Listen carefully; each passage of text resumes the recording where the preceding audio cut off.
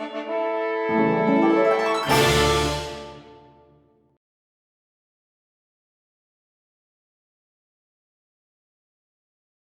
welcome to my 10th Sibelius 7 video.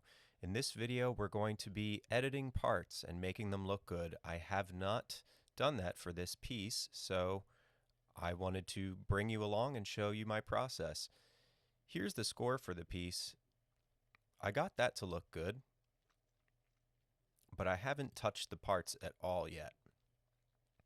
So let's get started. I'm going to click one measure in my violin 1 part and hit W, and then my violin 1 part pops up. This layout actually looks pretty good. We have a 6 measure rest at the end of the first page, which is always good.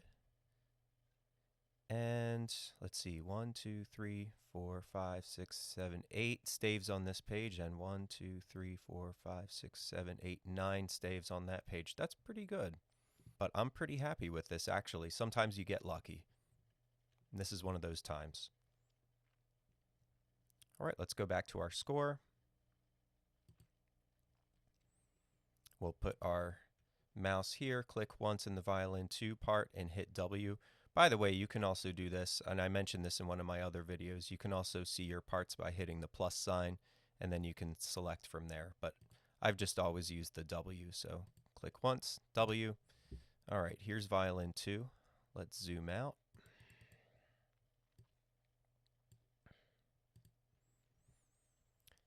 And, oh, I see a collision. So these are the kind of things you're looking for. You can see my copyright is crashing into my forte there, so I'm just going to click my copyright and I like to use the arrow key and just bring it down so it's out of the way. And other than that, this looks pretty even to my eyes. 1, 2, 3, 4, 5, 6, 7, 8 staves. 1, 2, 3, 4, 5, 6, 7, 8, 9, 10. Yeah, it's a little bit uneven, but you know, I do like that there's a measure of rest here at the end of the page. The spacing of these measures at the end does look a little bit wide, so I might want to go back and reconfigure that later, but it's nothing really glaringly bad with that.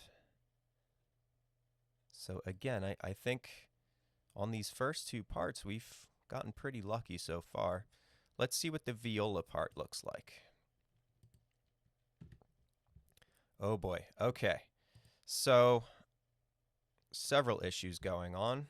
We need to move the copyright down, so click that once, hit the arrow keys, downward arrow key.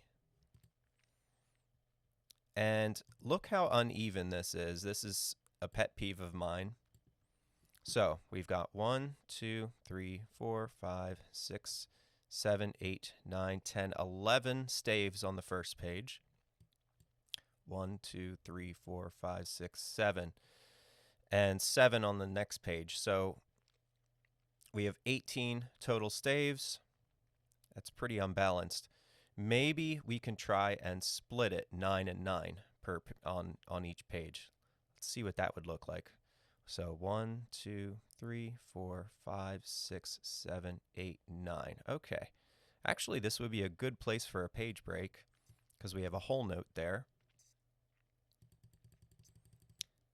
So I've clicked there, and I can do my page break either by going to Layout and clicking the page break, or I can use Control-Enter, as one of my viewers recently reminded me. So Control-Enter, and let's zoom out and see what that looks like. Yeah, I like that a lot better. Now these pages are much more even. Let me show you the before. See how cluttered that is?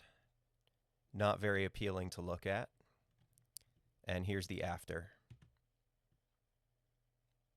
So I think that's all we have to do with our viola part. That looks like a lot more balanced now between the 2 pages. Okay, let's move on to our cello, see what that looks like.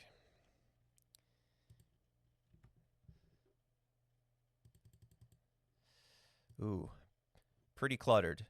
You can see that on the first page, with all these divisi parts, we've got quite a bit of ink on this first page, and on the second page too, quite frankly, but you can see there's definitely less staves. So again, I just like to count them up. 1, 2, 3, 4, 5, 6, 7, 8, 9, 10, 11, 12, 13, 14, 15, 16, 17, 18, 19. All right, so let's try doing 9 and 10 maybe. So 9 on the first page. 1, 2, 3, 4, 5, 6, 7, 8, 9. Maybe we could try and put our page break there. Let me zoom in. And Control Enter. And we'll see what that looks like. It's better. I think that's going to do it. And the copyright isn't crashing into anything, but it's still a little too far up. So let's click it once, use the downward arrow key, and just move it down a bit. And I think that's all we need to do with this one. Okay, that was a pretty easy fix. So again, I just like to make sure that you have a equal spread between the two pages. It's a lot better visually as a musician, and it looks cleaner rather than jamming everything onto the first page and then having a little bit of spillover onto the second page. So just a preference of mine when I'm going to edit these parts. And finally, let's look at the bass, last but not least. Okay, same kind of situation as we saw on the cello, I think. There's quite a few staves on the first page, and we could put more on the second page because there's quite a bit of white space here. So let's see. 1, 2, 3, 4, 5, 6, 7, 8, 9, 10, 11, 12, 13, 14, 15, 16, 17, 18, 19. Okay, so kind of the same situation as what we ran into with the cello. 1, 2, 3, 4, 5, 6, 7, 8, 9. Let's try and put a page break here. I always have to zoom in to make sure I selected the bar line. All right, Control Enter, page break, zoom out, take a look. I think that'll do it. I am going to move the copyright down just a little bit. So click it and split the difference. That should be good. Okay. One last thing you might have seen on the bottom here before I modified this just now. Let me go back to how it was. I'll just do a Control Z to show you. There, okay. VS, okay, VS, volti subito, meaning turn the page suddenly. You might not want to see that. How do you get rid of it? I can show you how. Parts, part appearance. And let's just do all parts. Make sure we're on the Layout tab. There's several tabs up here. So the Layout tab, Auto Breaks, and then uncheck this box for difficult page turns. And then it won't show you VS, volti subito. So that's something you can do if you'd like. In my case, I was able to just get rid of it by the virtue of improving my page layout. So that's another way to avoid that kind of reminder coming up in Sibelius. But if it does come up, again, look back in the video and you'll see the path for that one. So Hope you enjoyed this one. I kind of wanted to show you my thought process for how I edit parts, make them look nice and clear. Of course, the other things you want to check are your page size. I did check to make sure that all of these were 9 by 12. I do like the narrow margins, so I already made sure that those were set. As far as the staff size is concerned, I think 0.27 is just fine. You know, in one of my earlier videos, I had mentioned that a 1/4 inch 0.25 would be okay.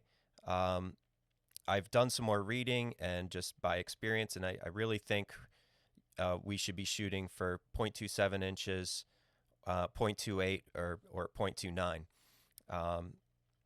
And you can also read recommendations in the MOLA guidelines, the Major Orchestra Librarians Association. They have an excellent resource. I'll put a link to it in the description that you can read about advice for preparing your parts. So I hope this video was helpful today. If it was, give it a thumbs up and subscribe if you'd like. Thanks for watching and enjoy.